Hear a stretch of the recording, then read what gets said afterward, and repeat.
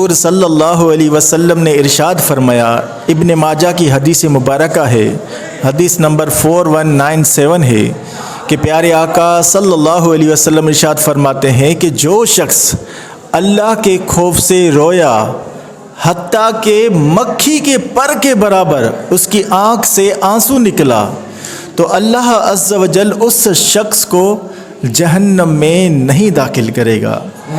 اس حدیث مبارکہ سے یہ پتہ چلا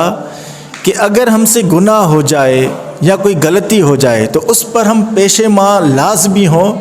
اور آنکھوں سے آنسو نکلے تو ان کو بہنے دیں تاکہ اس حدیث مبارکہ میں ہم شامل ہوں۔ اور رونا سنت ہے، اگر کسی شخص کو رونا آتا ہے تو وہ روئے لازمی،